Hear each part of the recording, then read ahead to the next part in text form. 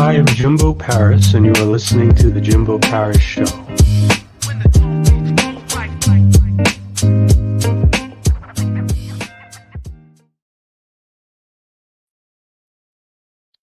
Okay, hello everyone, this is Jimbo Paris. Welcome again to The Jimbo Paris Show. And today we have a special guest, Dr. Megan Mary Delegas. She has a doctor's in physical therapy, and additionally, she's also a founder of the Living Well with Megan Mary. And I also heard as well she's a nutrition coach as well. So she has a pretty big track record. Let's see what she's all about. Hi, how are you? I'm good. How are you? I'm good, thank you. Maybe that's me. Could you speak again? Can you hear me? Yeah, you sound better now. Oh, good. Good. Awesome.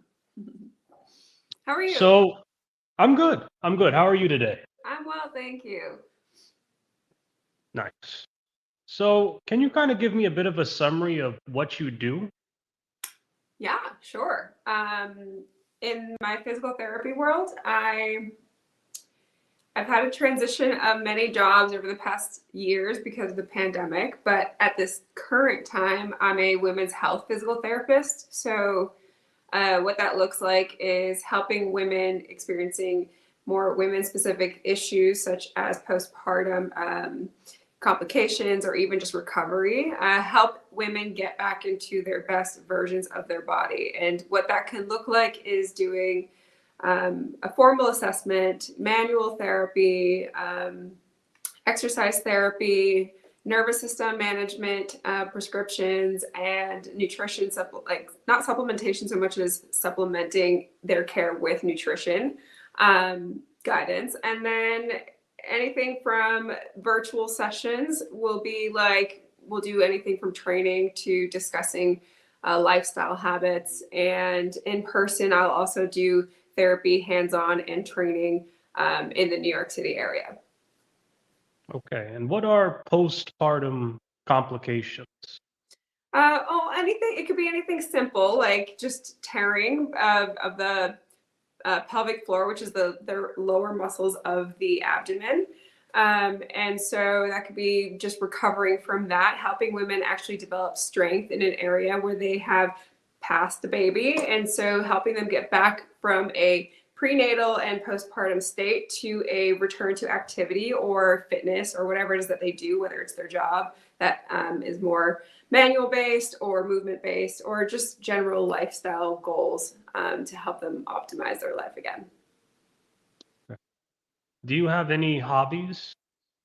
Yeah, I have plenty of hobbies. Right now I work for myself, so a lot of my work is my hobby, but I like to exercise. I make jewelry as it's a kind of a peri-pandemic hobby that turned second business. So that's like the biggest thing that I'm focusing my energy towards. And I love craft cocktails and things like that. I'll see my family go on hikes. So it depends on the mood. But what I try to do is honor what I advise a lot of my clients to do, which is finding balance in the things that make them feel good, whether it's physically, emotionally, or intellectually, and applying those based on what they need and when they need it. So you're a jewelry artist from Althea Collection, right? Yeah, that's actually just one of my collections. So I just call everything I make, it's just Megan Marie handmade or handmade luxury is what I have deemed my small shop that is, starting to grow pretty rapidly. But the Althea Collection itself is just a sub collection of jewelry that I'm making. So it's handmade chains and examples of one that I'm wearing on my wrist and my neck. So different types of chains that are handmade. Mm-hmm. Why jewelry? Oh, good question. One of those like stumble into it / passion / timing thing. So I've always liked jewelry since I was young. It was one of those things where you kind of just, peruse those window shops and you look at them and you observe them. And I would always look at these pieces and just wonder, oh, I would have done this differently, or I would have done this in this way so it suits my style more. So it was a lot of analyzing, but In the height of making or building up my business, I used to live in San Francisco. I now live in the New York area. I needed a hobby away from work because for any entrepreneur, you know that it's consuming all the time. Your mind is always thinking about work in some capacity. And I needed something that had nothing to do with wellness because wellness is very broad. It could be eating well, it could be moving your body, it could be fitness. So everything that felt like it was tied to wellness specifically felt like work at times in the beginning. So jewelry, I just decided to take classes because I got into those YouTube rabbit holes of like how-tos. And I was like, okay, now I just want to actually apply some of these things that I'm learning on YouTube. And so I took courses and classes. And then I started working, I initially started working with silver and brass. And then now I work with fine metals like yellow gold and white gold. Mm. Yeah. So you seem to have a lot of different skill sets and talents and hobbies. And what I'm trying to get at now is what are you focusing at right now? Right now, almost entirely, no, that's a lie, not entirely, but majority of my efforts are towards making jewelry. It's just so therapeutic for me. It's one of those things where in order to make it, I have to put my phone down. I have to put everyone away. And then I just need to do the jewelry. I need to craft it. So I'm very present. I'll either listen to audiobooks or music or whatever. And I have found, especially after this pandemic or in it and whatever, I really needed something that grounded me and made me like process life a little bit. And so since then, things have been growing. I just want to keep growing it. It's very fulfilling. It's very different than healthcare. That has its thing. I'm doing it. I'm still growing. I'm still learning within it. I'm still working with clients, but it kind of is self-sustaining at this point. And the jewelry is really just that passion project that I think like fuels the soul in a different way. So a passion project. And what were your first pieces that you made exactly? Were you proud of your first pieces? How critical are you of your jewelry? Is Oh every my God. jewelry great to you or are some not so good? I'm very detail oriented. So I am critical in a way, but I don't continue the process of making jewelry if I feel like it's not aligning right. So usually by the time I get to the end of a project, I'm already in love with it. But an example of an original, I don't sell this anymore because I do exclusive collections where there's a limit on how many I sell because I want it to be special for the buyer. But this is just an example. It's a ring. Let me see if I can get myself by the camera. It's a ring. This I think I sold out of last year, but I'm not wearing another item that I usually make, but this is it's just one of those things where I love the process from start to finish, and each step along the way gets refined, so it only gets better as I go. Does that make sense? That makes sense. Yeah. It's great. So the handmade chains, like the Althea Collection, I have an example of one. Is this one here? This is one of many handmade chains, and so it's just that's not a limited collection. It's a growing collection more than anything. It's not limited in how many people can buy, but it's very rare nowadays to find handmade chains. Everything is made just in mass production. So anything handmade that you would maybe find now is a little bit more old school, a little less modern, and so I'm trying to kind of create a modern feel, something that's going to last a while that is different but also very like timeless, almost like reinventing the chain, the gold chain or the metal chain. It doesn't have to be yellow gold, but yeah. Do you have a grand goal at the end of this?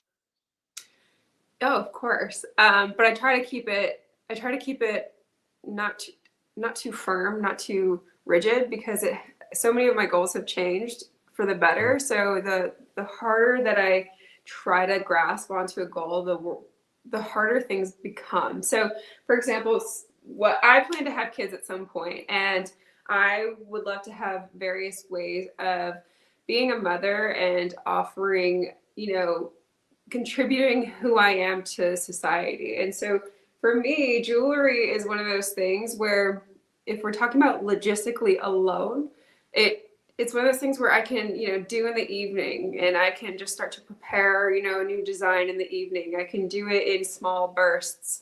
Whereas, if my kids are sleeping or if I have, so one of them's napping or whatever, you know what I mean?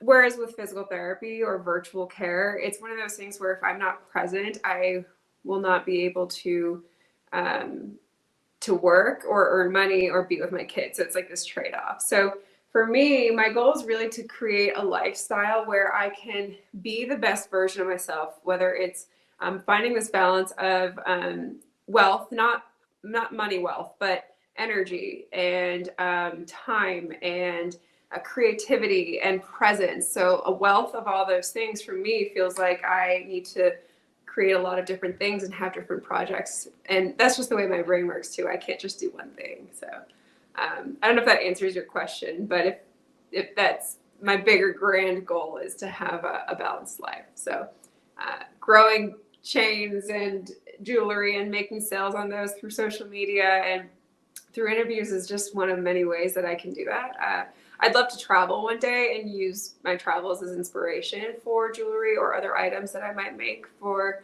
my shop. So the goals are there. They're a little gray on purpose, but the overarching one is a life well lived with enough variety and wealth. So. And if you could have a specific change in your profession, what would it be? That's a good question. If we're talking about healthcare specifically, the reason I work for myself is because I've worked in the more traditional healthcare model. It's very hard. You're typically underpaid and overworked. And so the delivery of care is not great by the end of your day. And I know for me and many of my healthcare peers, that weighs on someone when they go home if they're not giving good care or equal care to people. So I work for myself right now because it has allowed me to manage my time and my energy. And so I wouldn't necessarily change anything in my career. I have made a lot of changes to get to this point, and I have lived in very unstable circumstances to get here too. I mean, even just 2 years ago, healthcare over virtuals, over Zoom was just not even a thing. And it was actually just something I was trying to do for a while to offer this hybrid model of, hey, let's just check in over a virtual call. And then when I see you in a week or two, we will work on some of the more specifics together. It just wasn't easy to pull off. And it wasn't easy until the pandemic came. And then now having that hybrid model is really, really effective. So I can't say that I would change very much. I've made a lot of changes to get here. So what I'm getting from you is that you sound like a very intuitive person. You're guided a lot by your passion and your emotions, but at the same time, you're a very focused person as well. And I think that's an interesting combination because you have a doctor's in physical therapy and you were at Northeastern University. So, I kind of just said that out there, but can you sort of explain your experiences at university as well? Yeah, that's a good question. So from an intuitive and focused standpoint first, you're absolutely right. I think I'm definitely both. And for better or for worse, some days I'm very, very, very focused. Some days I'm very intuitive and very emotionally tied to how I do things. So it can be volatile in moments. But the one thing that from schooling and just general upbringing and then where I am now is I struggle with the idea of having one identity. And I think a lot of women could definitely relate to this. Having one identity as a mother or, your job is your identity. I think that there are moments when those things feel good and then there's just moments when they don't. And so when I was in school and I was in physical therapy school, I applied for an undergraduate and graduate program together combined. So I didn't have to reapply to go back to school for physical therapy. I started when I was 18 and I went all the way through and got my doctorate. And the beauty of that is that, you're done with your schooling and you're ready to go to work. The problem is that, at least for me, and I'm sure there's other people out there, at 18, I didn't know what I wanted. And it's not that I don't I love what I do in healthcare, but I did not love it in the way that it felt like I had to do it when I first graduated. It didn't work for me. And so my efforts to make all these changes was because I was unhappy with the way I was working and the way that I felt like I had to do things.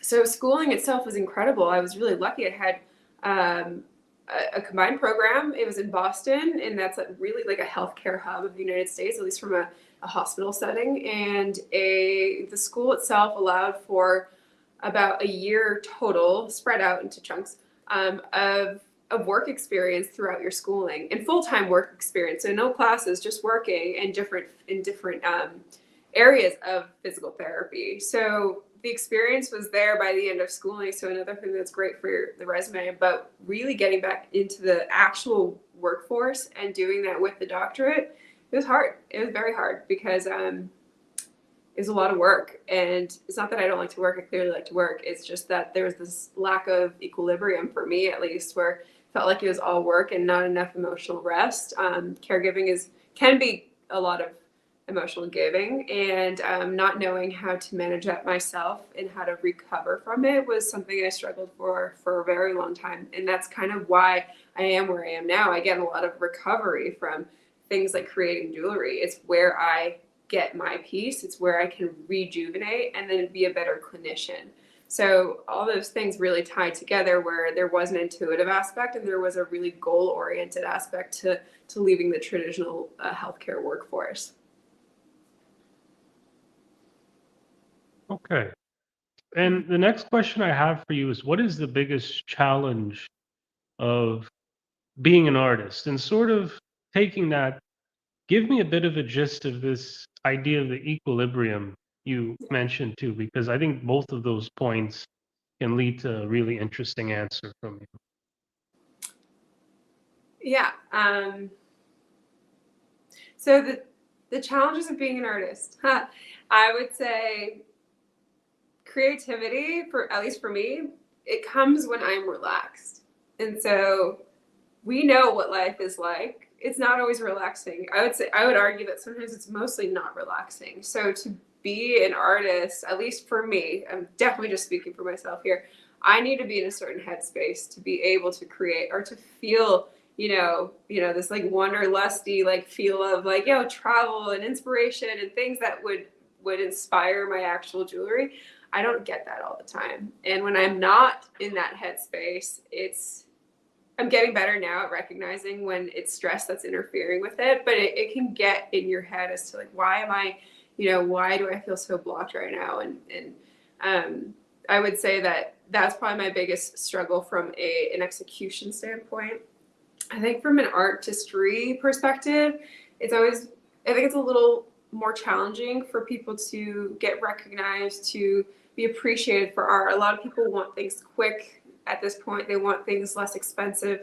They want quality without the price tag. So there's actual like societal struggles with being an artist. I am lucky because I'm not facing a lot of these things because it is not my main income. It's not my main thing. It's not what is driving me with making jewelry. It really is for my wellness. And if I make amazing sales along the way and it's growing to be this hybrid business and passion, then that's amazing. But I would say that artistry has been hard, and it's actually getting easier now with social media, because at the very least people can now showcase their pieces, their style, their eccentric approach to visual things, and whatever it is, it's getting a little bit easier using something like, say, Instagram to show what you're doing, the behind the process or behind the scenes process, things like that. So there's something really nice to, I wouldn't imagine being able to do this very easily, 2 decades ago. I could be wrong, but that's how it feels to me. That's how I see it, at least. Okay, so when you got into artistry, this idea of work and play life, or equilibrium, as you mentioned, was it more or less of an issue? Was it better with artistry? I'm assuming it was, because you've changed since then, right?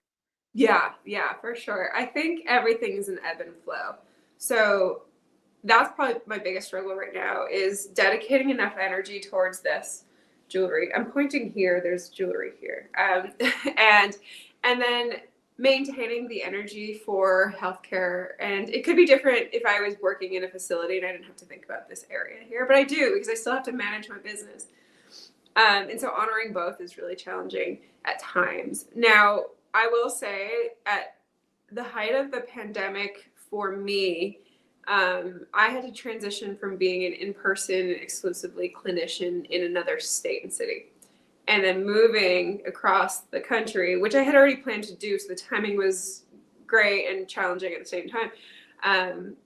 I was at an emotional fatigue at a certain point where I was trying to build again this business over Zoom, really virtually, because I didn't have a facility to work out of. I just moved. I didn't actually have any following in a community, so it was very draining, and the business side of things was so draining that I needed the outlet. I just needed something else again, and it was jewelry. And this second round, I had done this a long time ago when I first started jewelry, and then I needed jewelry again about a year and a half ago, and everything changed.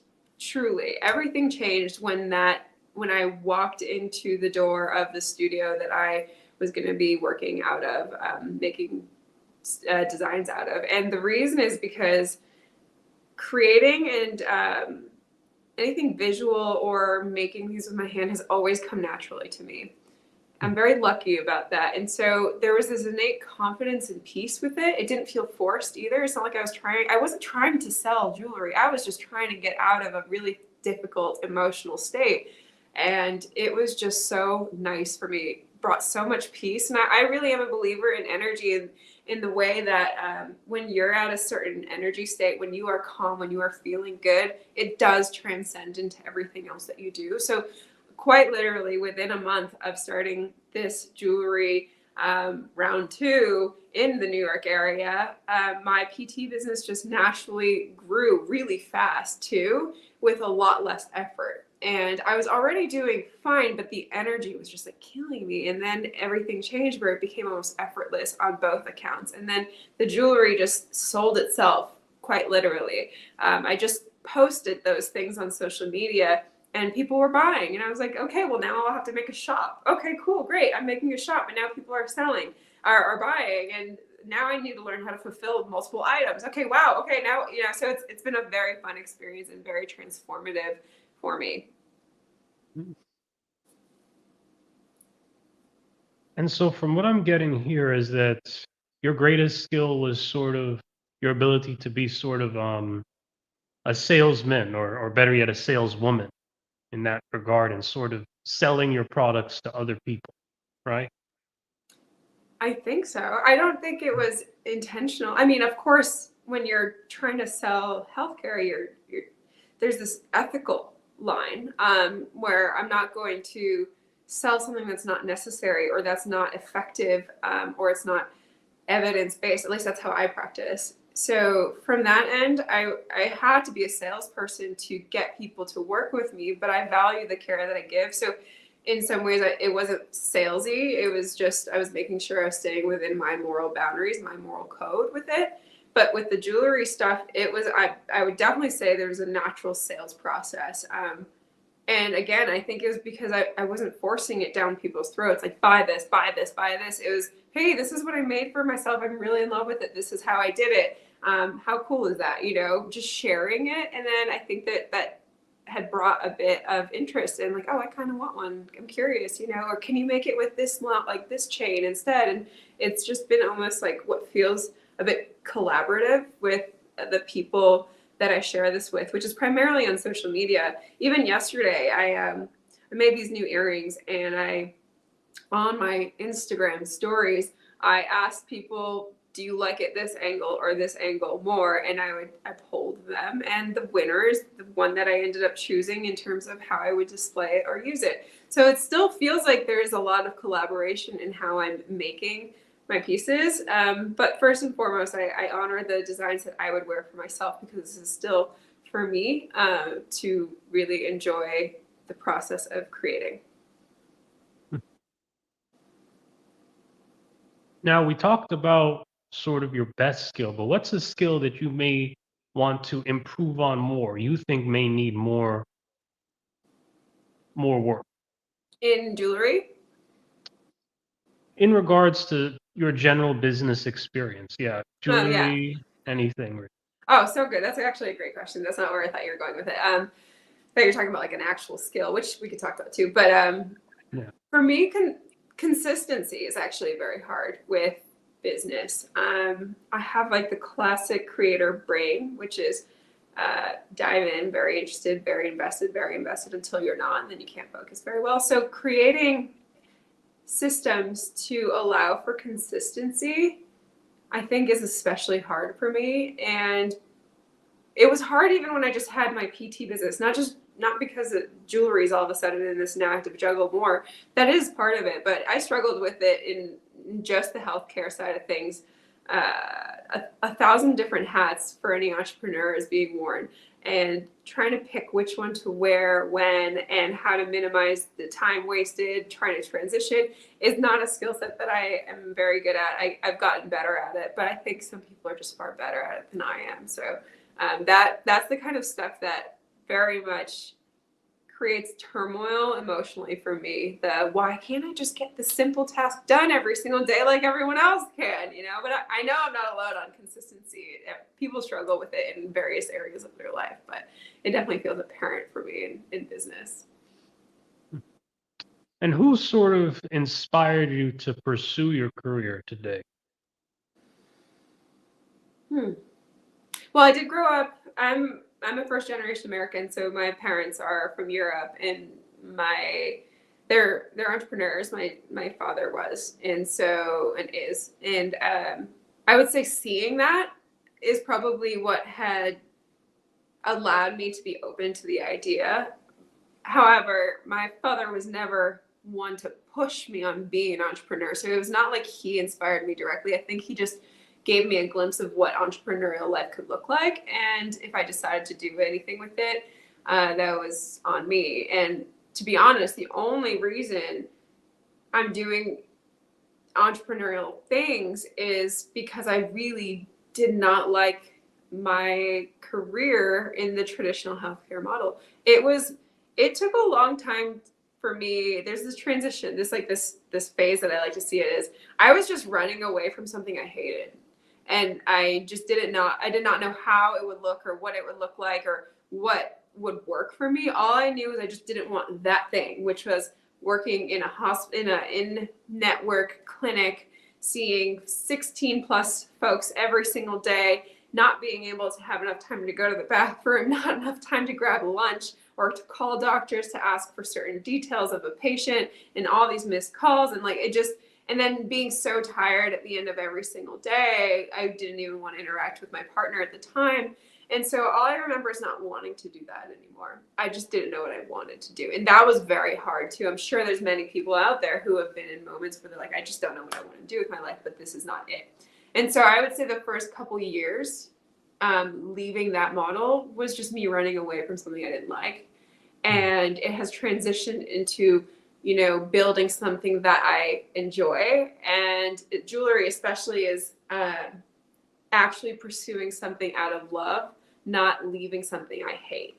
So, and my healthcare now is also something that I am building out of love. And it's taken time. It's probably been about 5 years total in this entire entrepreneurial journey that I'm in. So it has taken time, and it has taken a lot of energy and evaluation, reflection, and focus and detours. So I would love to say it's from my father, but I would say it's more that I didn't like what I was doing.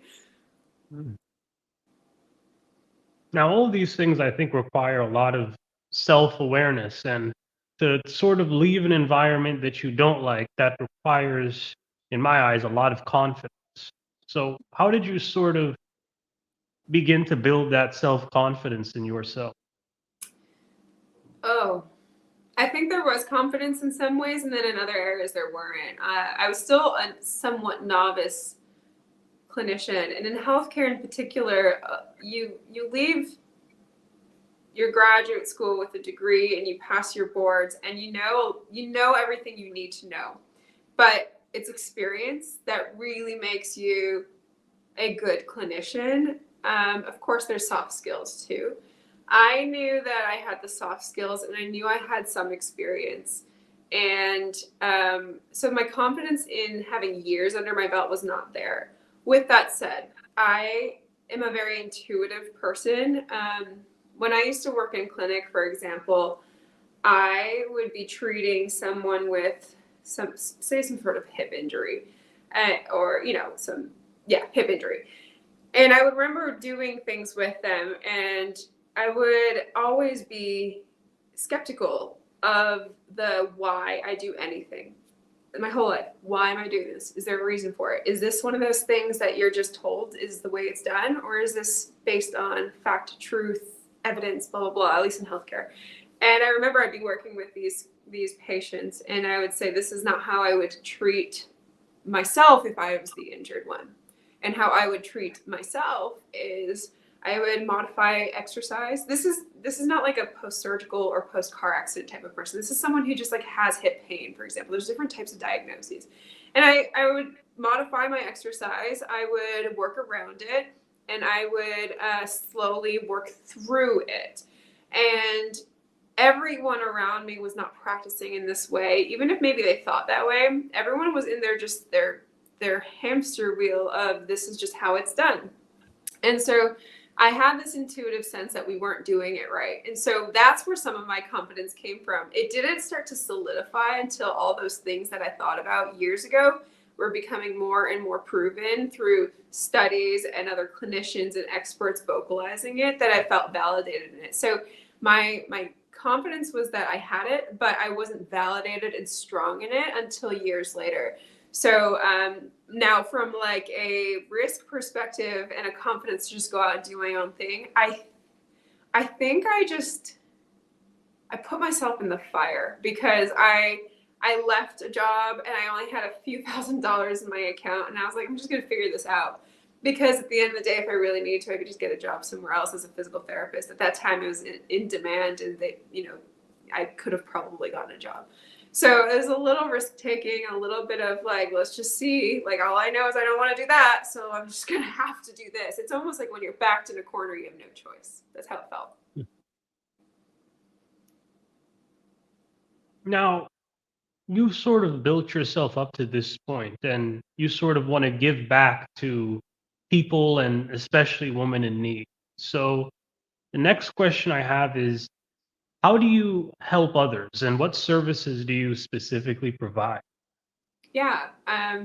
So if we're just talking about healthcare, I have a lot of different services that I've developed over the years. Mm. I give a lot of information and just perspective shifts on my social media platform, and I'm sure we could give that out to the audience if they wanted. But so a lot of information there, and very much very agnostic, non-biased information. So the kind of information where it's not the sexy thing that you see on the internet. Oh, thank you. Yeah, it's not the sexy thing you see on the internet, but it's the thing that's actually right, and as right as I know it to be. And so I also have subscription platforms where I allow people to communicate with me, ask questions. I post exercises and videos and explanations for things based on what someone might be asking for. So that's a low cost way to work with me without working with me. And then I also do one-on-one sessions. That's how I will work with people. In clinic, I actually just started negotiating or chatting with one of my superiors, because I am contracted out of a clinic. I rent space out of it, essentially. And we will be offering pro bono pelvic floor physical therapy, which really looks at the lower muscles of the abdomen for women. And the population is just refugee women. So that will be pro bono, hopefully come January. And then as far as other ways that I give back from jewelry, there's going to be a percentage. There are a percentage of my profits that get donated to the studies of women's health, because up until a few decades ago, I believe all studies were performed on men and then interpreted by men. it excludes the fact that there are differences between women and men. And there are different conditions that men won't typically have, right? So think of something like endometriosis. That's not really studied in men. And so the point is there's more and more studies happening out there for women, and I want to contribute to that. So a percentage of my jewelry profits will get donated to that. So,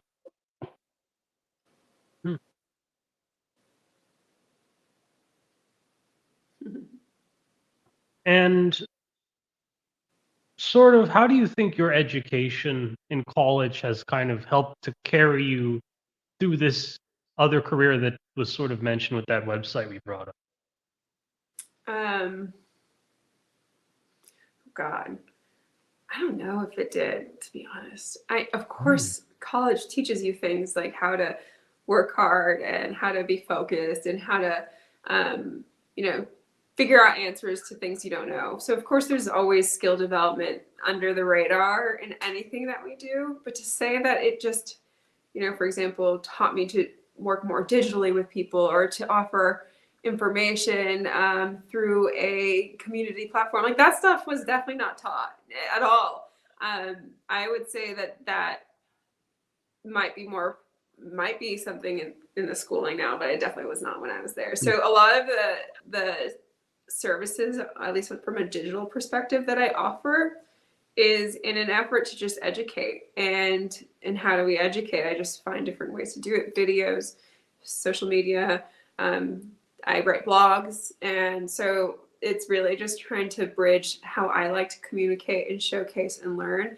And I've learned so many things over the years, especially working for myself, like how to, build a website and how to build a community platform and how to, make certain videos, encrypted and all this stuff. Like, there's no way I learned any of that in school. So it's been a learning process now, where I just want something and I look to see if it exists, and then I Google it and I YouTube it, and then if I need to ask somebody, they help me with it. That's just how I do things.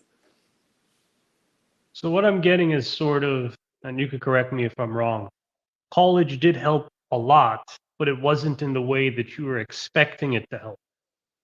Yeah, I mean, college, of course, like I got my degree from there. So there's no doubt it helped me become a clinician, a medical or healthcare professional, no doubt.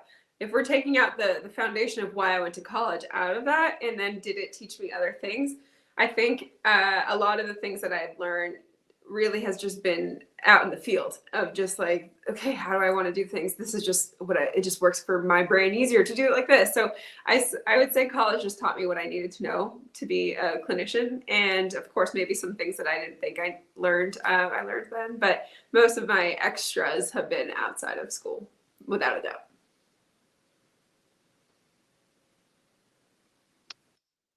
And you mentioned, your ability to sort of connect and communicate with others. So what strategies did you use to market yourself and sort of market the art that you have as well? And maybe this could be something that could resonate with some of the other women or people in the audience who want to start their own businesses as well. Yeah. I would say that where I am right now, I can mostly attribute it to social media because I had no choice during the pandemic. When I moved, I lost any in-person community that I had. And I ended up moving home with my folks because I was planning to move to New York, but I put that on hold and I just ended up moving to my parents, which they're in Boston. So that's East Coast. So the plan was there. It was just on pause for New York. But what was beautiful about being home is I got to be with my family in a way that I never would have otherwise. And I was in what I would say a stable home. I was really lucky. I didn't have to pay rent. I was at my parents' house. So in that time, I just built everything virtual. I had started social media from a business standpoint, Instagram in particularly, at that time. And I just basically, the way I like to use social media, and it has evolved over time, is to throw out information of the field specifically and provide value, basically. If people have questions, I try to answer it through a social media post. I like to sometimes video a conversation I'm having with a client or patient, they're anonymous, but people can see what I'm saying in those conversations. I like to basically put words to questions all the time. So that's how I did it, and I built a social following a lot over that time. I kind of slowed down because I have other sources of referrals, and social media does take a lot of energy, and I don't need it as much as I needed it during the pandemic. But social, like Instagram, is exactly what I did. That was almost all of it, and jewelry, it is still now. I use a different handle for my jewelry. I just post what I have. I post what I'm making, some behind the scenes. It's more of an enjoyable process for me, and it's actually where I get almost all of my sales. So, but the same thing. It's just providing the item. I try to be as authentic as possible. I'm trying not to look at and do what other people are doing just to gain a following. I think it's gotten, to me, it has helped to just honor what am I doing with my work and what are the things that I can help people with. How do I help people at this state? And how can I put it into video or picture or written format for people? It's a lot of work. I'm not gonna lie.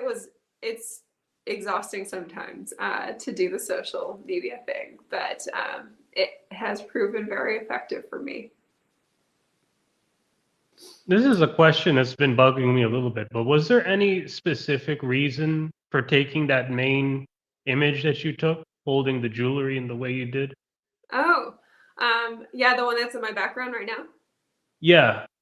Yeah, so yeah, that one is actually intentional to showcase the handmade chains that I have, to showcase that there's a style and you can choose how long you want that style to be. Do you want it to be a necklace? Do you want it to be bracelets? And so the idea was to show this new collection and to really use a lot of color and to almost just make it the face of the Althea collection. And my boyfriend actually took the photo. This was on the rooftop of my apartment building, and they had this little cute, like tall grassy area, and it was gorgeous. So we took a couple photos.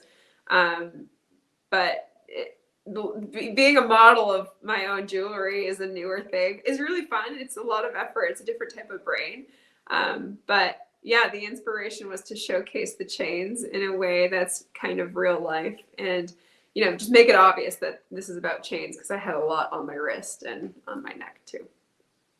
Hmm. And you can see on my photos, the ones that you're showing, some of them are newer or better quality images, because you can see that when I first started, you see the arrowhead earrings, that's just like an iPhone photo. And then the one right next to it is a professional camera. And so you can see the evolution of my store just by the images themselves. And I plan to update all of them at some point, but if it ain't broke, there's no need to fix it. So far, everything's working well. Hmm. And this jewelry store, it is an online jewelry store, right? It's correct. It's not brick and mortar.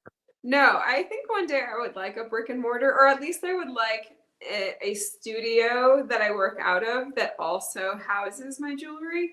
But no, everything's all online. And I offer, because it's not a brick and mortar, it's hard for people to just buy a piece of jewelry if they've never seen it. That's why I try to provide photos, and I'm trying to grow my collection of the variety of photos in which I wear the jewelry. And what I offer instead is a complimentary Zoom calls with me. So if you had called me and you're like, Megan, I'm interested in a chain, can we talk about it? What I would do is I would, showcase these chains, and we would talk about it, and I would talk about how I make it, and what kind of length might be appropriate for you based on your goals, what thickness, and stuff like that. So it's my way of, connecting to people, even if it's still virtual. With the goal that maybe one day I'll do an in-person or a brick and mortar shop. I will do pop-ups at some point. So my hope is 2023 I'll do pop-ups in person, but out of partnership type stores or events or things like that. Based on your goals. So you give people jewelry based on the specific goals they have? Yeah. So, for example, I have Okay. a patient or client. I call them clients nowadays, so they don't think that they're patient makes someone feel like they're sick, and I don't like that. I like for people to think that they're not sick. So anyway, I have a client, and she has very small wrists, and we were talking about it once. I had already made the chains, and she was like, "You know what's really annoying is I can't find a chain that, a bracelet that isn't just way too big on me." And it's true. And same with necklaces. So I'm someone, not right now, but I used to lift, like heavy weight lift, and I would have these like muscular upper traps relative to my body frame. And so what would have been, something that fell here on me would have fallen here on someone else because of the width, or like the girth of like these muscles. And so the idea is that we all have different sizes in clothing, right? And we have all these different body shapes. And so why is jewelry so standardized? Some things look really good at a certain length on someone, and if it's a different thickness or different style, it actually might look better if it's longer than shorter. And so my goal is really, by creating, is to personalize the experience of, I'm not a Tiffany's, but I'm going to provide you something very personal, and it's going to be of very good quality too. So that's my goal with these chains, is you pick the style that you like based on what you want to wear it for, and we'll decide if it's going to be a bracelet, a long necklace, a short necklace, an anklet, and or maybe you do a matching pair and all that. So the idea is that there's so much you can do with it. Mm. And how did you improve yourself as an artist? Good question. I think when it comes to the art world, I have a lot of like pride when something's done. I'm like, oh my God, I love this. This is so exciting. And I want that like exciting feedback. Like I think any normal person would want that. But I don't go in pretending I'm an expert. I am not formally trained in making jewelry. I'm not a gemologist either. I don't work with stones. So everything that I've learned through YouTube or mentorship with reputable, high quality metalsmith, goldsmith, jewelers, and people like that. So I by no means walk around like I'm an expert, and I think that that's nice, because when anyone is not acting like an expert, they're more open to learning. And at least that's how I see it. If I am pretending like I know everything, then I'm closed off to learning something new.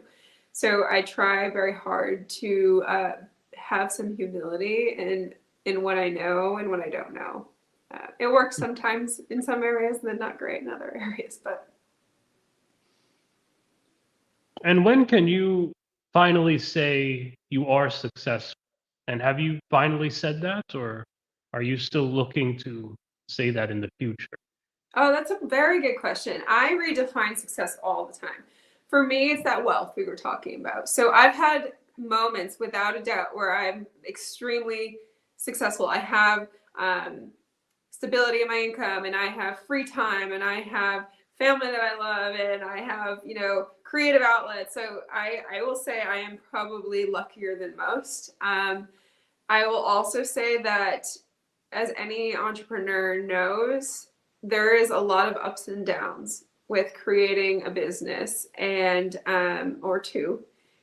So there are moments where I feel the stability is not strong of my foundations, and I no longer feel that way so much as I used to.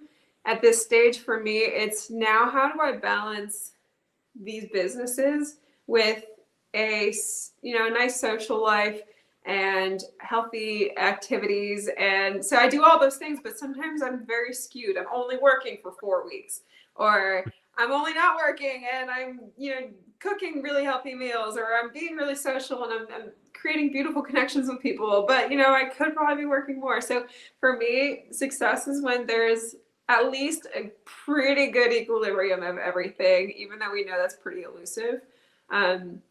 I think I'm well on my way, though. I'm very much well on my way. I have help now. I have people that can help me when I am before I used to be all me and no one else. So now I have some help, which is great.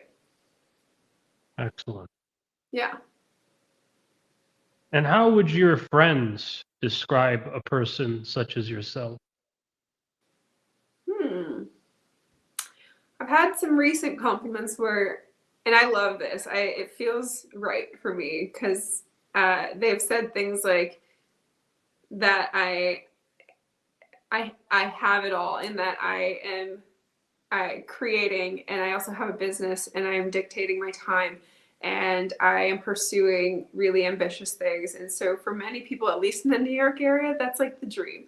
And I do feel like I have that. Now, I also have friends who could very much, though they don't, argue that I can be a hermit. Like I could just work, and not see people for 6 weeks. And, the people who understand that are the people who are very busy or have, a variety of friends. They don't really mind it, but I have some friends who probably don't love that, and I think that's totally appropriate too. So there's a balance in all of that I'm still working on, because I love what I'm doing. I love it. I could totally just be working and creating and interacting with people on social media, and then I'm happy until one day I'm not, because I've been locked in my apartment for 5 weeks. So it's tough. Yeah.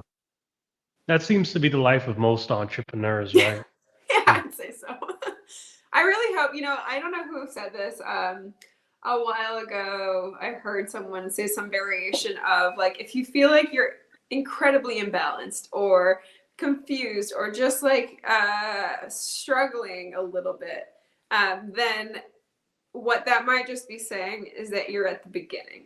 And I really love that, because I can resonate with that. When I was at the very beginning of some of my things, it felt horrible. Like it just felt like I wasn't able to sustain things or do things, or I didn't have the discipline, and it just felt like a lot of emotional turmoil. And I can't say that I don't have that now, but much less and much more short-lived. Now things are just generally more stable, and I'm in a good place. So if I have downs, it's just like little fluctuations. Yeah, I think in hindsight, I wish I could have told myself like everything's gonna be fine. This is just the part of process of getting clarity, getting direction, finding your path, and going with it, and building on it. So yeah. So when I look at your website, I noticed with the jewelry you had a lot of different prices. Now, as an artist, how do you price your work?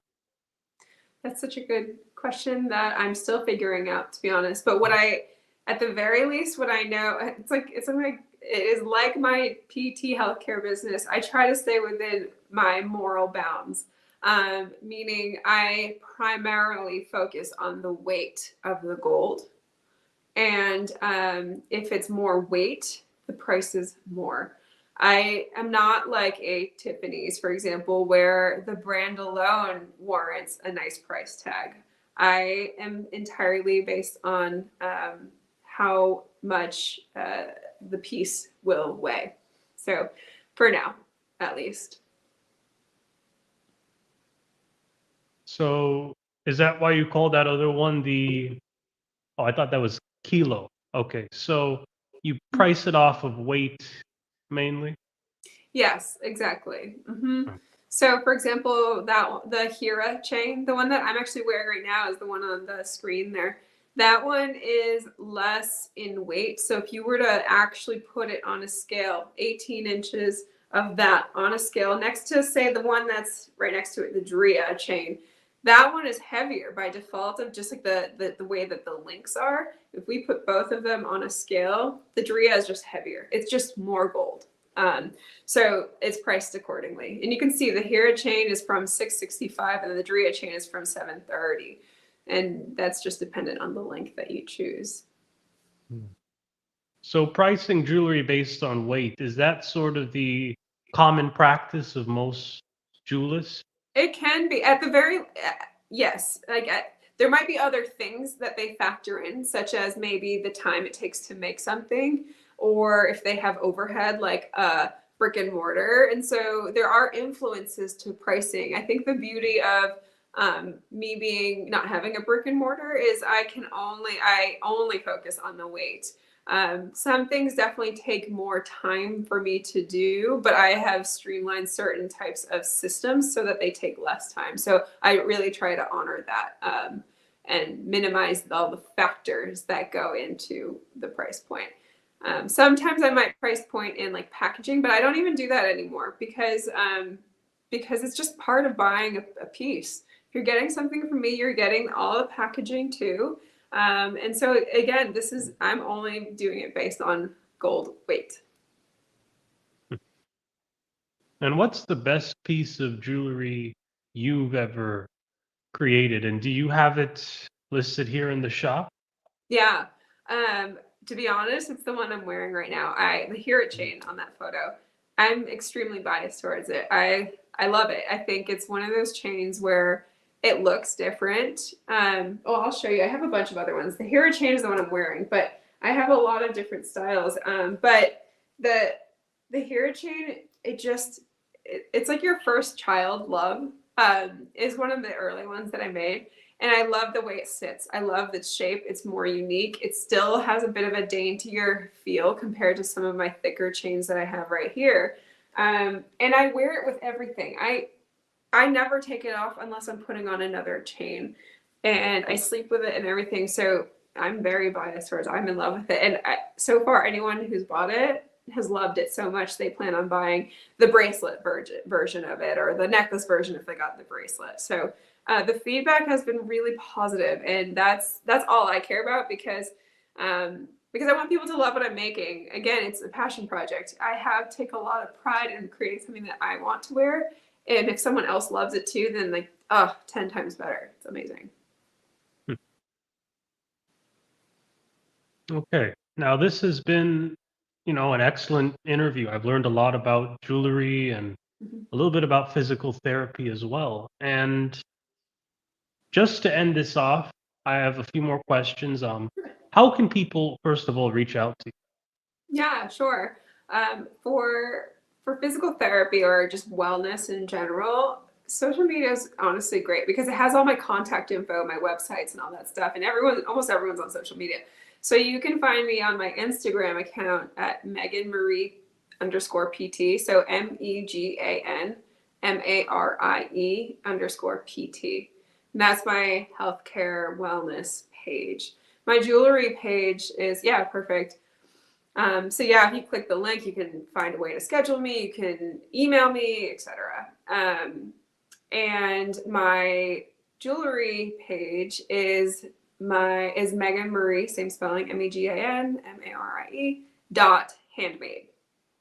Instagram as well. I'm also on other platforms like TikTok, but primarily on social media, on Instagram. Sorry, so that's the fastest way to get to me or find all my info.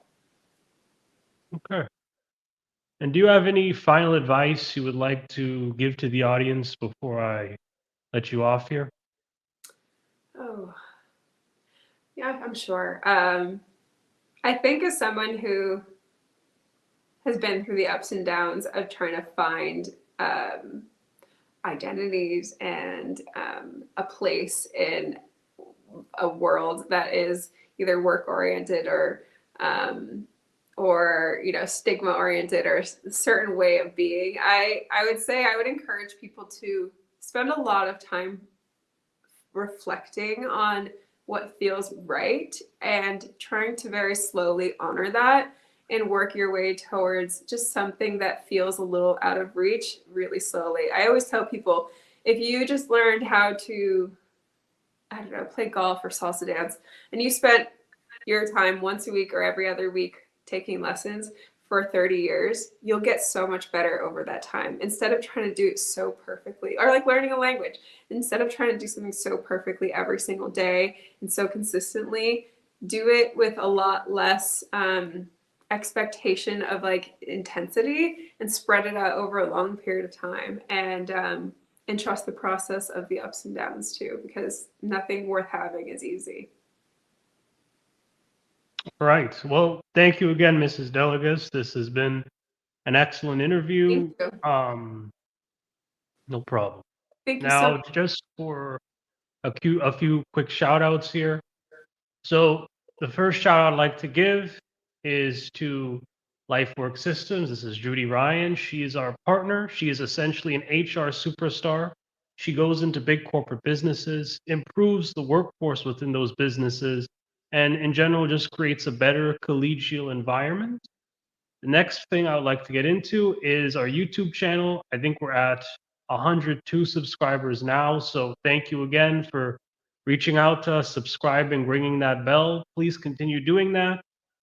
And then the next thing is our Roku channel. This will be on Roku TV as well as all of our other episodes. So if you want to learn more about jewelry and those types of things, just check out the episode when it airs too. And then last piece, Jimbo Paris Services. We also offer a marketing, coaching, consulting service now. I will go out of my way to make content for you, edit content, consult you, and help guide you in the right direction. All right. So I'm Jimbo Paris. This is the Jimbo Paris Show. Thanks again.